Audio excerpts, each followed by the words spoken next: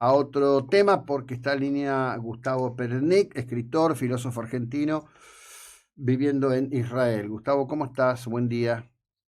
Hola José Luis, un gusto hablar contigo. Gracias igualmente. Estaba comentando a la audiencia recién que en el tránsito de esta jornada de hoy otra vez hay un atentado allí de un individuo que recorría una ruta disparando contra la gente, que hay un ciudadano israelí fallecido, otro en una condición relativamente delicada y otros heridos leves. Qué infierno tener que...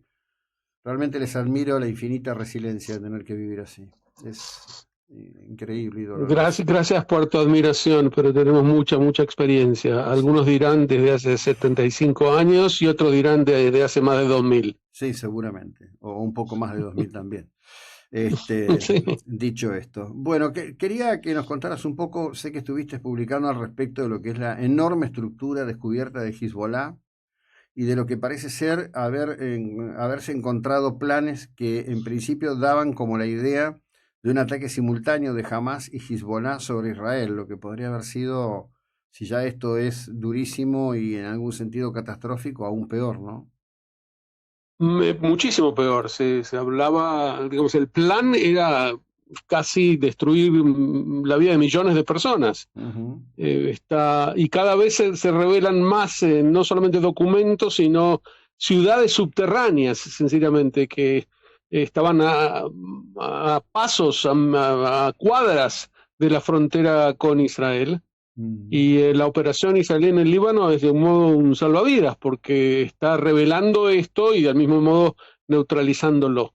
Pero como siempre, hay que poner el énfasis que la cabeza del pulpo está en Irán, Ujú. y una vez que este enfrentamiento con Irán, que es inevitable, se produzca, eh, podrá abrirse la posibilidad de un Medio Oriente mucho mejor. El Líbano puede quedar liberado del Hezbollah, eh, para reconstruir un país que en su época, los que somos más viejos, nos acordamos que lo llamaban la Suiza del Medio Oriente. Ujú. Y debido a las sucesivas invasiones de sirios, de palestinos, de iraníes ahora, el país fue destruido. Ahora debería reconstruirse. ¿Por qué digo todo esto? Porque la lucha de Israel en el Líbano contra el Hezbollah es una parte de este rompecabezas. Lo más importante es la guerra contra Irán.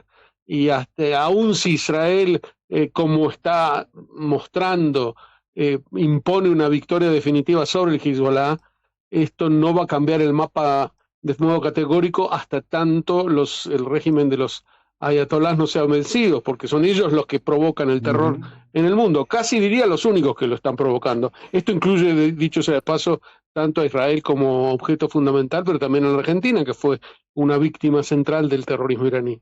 Bueno, de hecho, el régimen de los mulá, que es un régimen opresivo, que asesina a su propio pueblo, que encarcela a los disidentes, acaban de confirmar una condena a 5 años a las dos jóvenes que revelaron el asesinato de Maya Amini por, bueno, motivos que son espeluznantes y solo posibles en un régimen de esas Sí, características, ¿no? por eso vos decías, encarcela, ojalá los encarcelara. A una buena parte de ellos los Los tortura y cuelgan, mata. ¿no? Y los cuelgan, Sí, sí, los cuelgan. Hay unas seguro. imágenes. Incluso por crímenes rituales o por, entre comillas, desvíos sexuales. Y esto nos deja atónitos frente a la actitud de los supuestos progres Ujú. que se alinean con el régimen iraní. Ellos Sí. en la práctica son los principales aliados Ujú. de los ayatolás. Sí. Sí, ayer veía una manifestación en Europa y había un cartel que decía Queers for Palestine. Yo digo, bueno, habría que subirlos a todos a un lindo avión y llevarlos a pasear un rato, que prueben en vivo y en directo Sí, aquello sí, que, es ¿no? como alguien dijo, es como una manifestación que diga vacas por los mataderos, Sí, sí.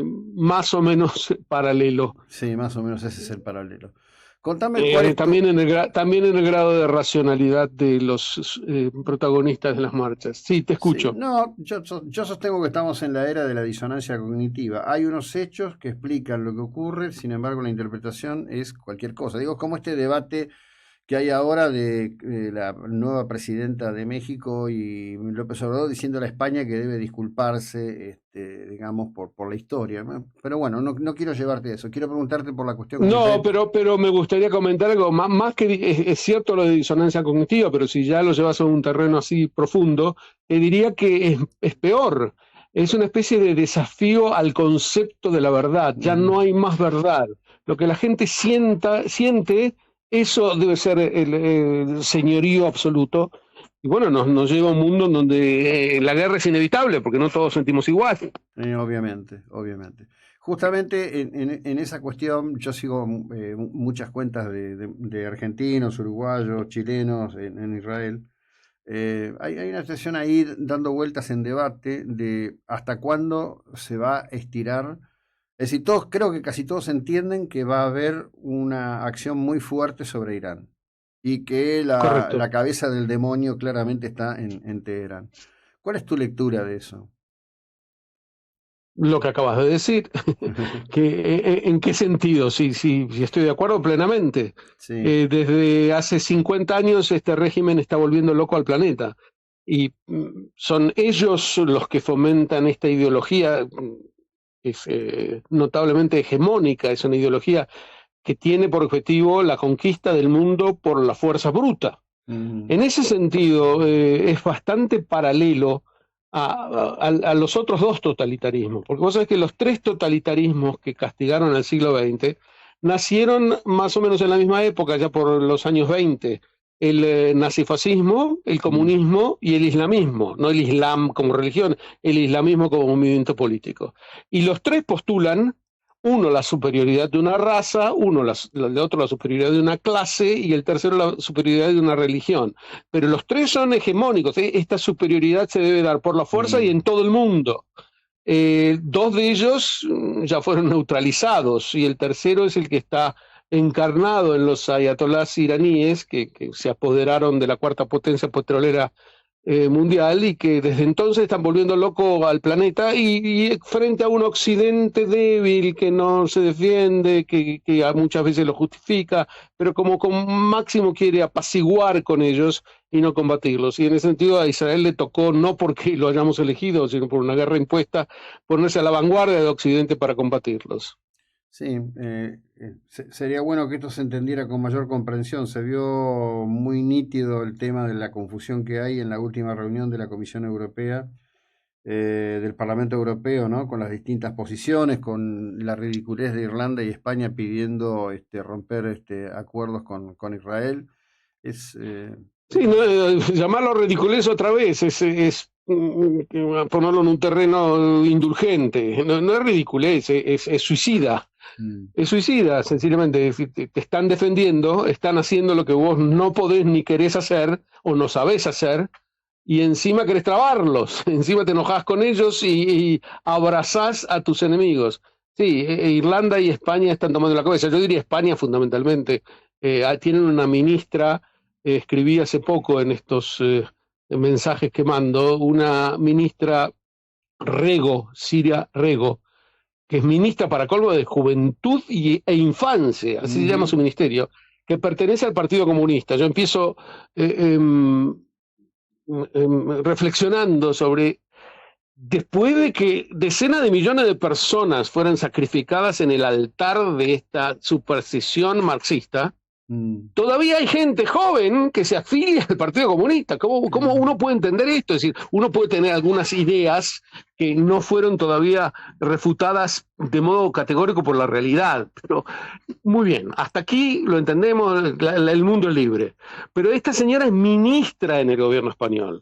Así que puede causar estragos y es de las que empuja.